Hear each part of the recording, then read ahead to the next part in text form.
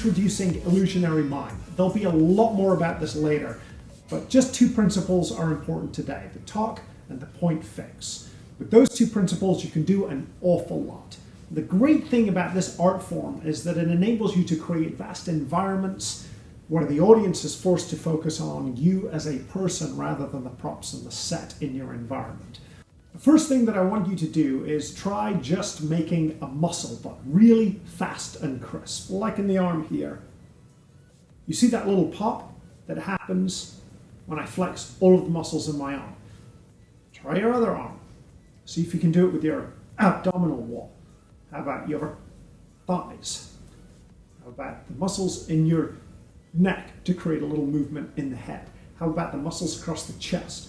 Those big muscles will tend to make big movements. Can you do everything together? This is a talk.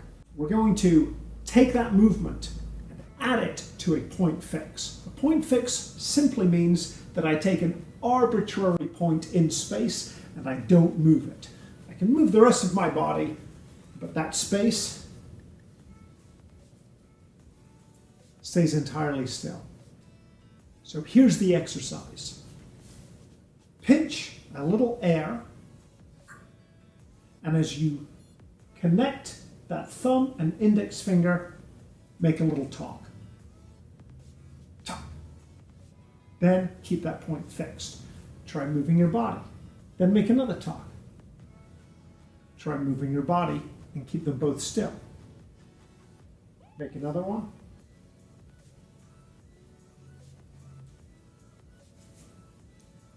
And so on. Now, as an advanced technique, you can try moving at the same time that you're making those little point fix talks. For instance, I'm moving, and instead of stopping when I make the talk, I'll just keep that movement going.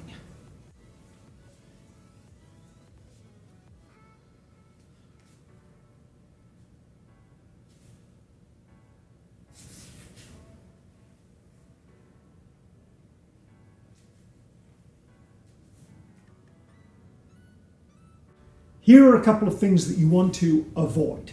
Number one, you want to avoid turning your talk into a movement. A talk is the way that you start or stop a movement. So as I'm pinching my little piece of space, I don't want to move fast at the end. This is not a talk. This is a talk. It's not that I can't move fast. It's just the talk is the little thing at the end, and it has nothing to do with the way that I do the movement in between.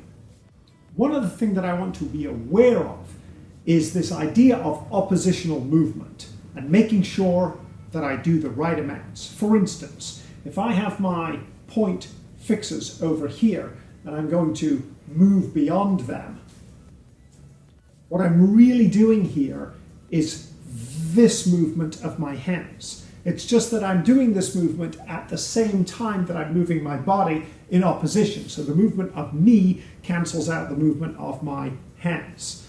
Now, watch what happens if I don't move my hands quite enough. You can sort of see that they traveled that way a bit and it didn't work. Now I'm going to commit the same error, but on the other side. I'm going to move these hands too much.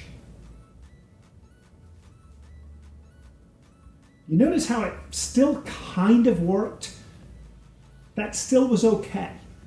So if you're going to error on the side of moving those hands a little bit too much rather than too little.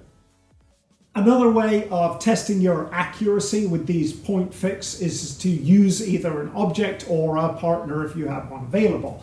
I can have my partner set his hands just like this. I'll put my hand in between that space. My goal is to move myself around without allowing this space to change. Now Ashley can make that more difficult for me by really closing those hands up.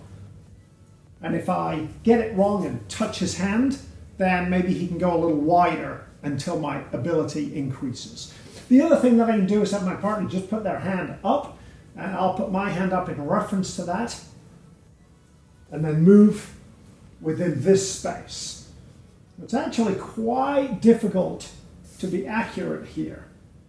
And if you don't have a partner, well, you can use a wall that has a crack in it, or the corner of a picture, something where you can see your hand in reference to the object behind it. When you figured this out, here's an extra challenge. Use an object. It can be anything, but I'm using balloons. I'm simply going to hold that object and keep that object entirely still while I move around it.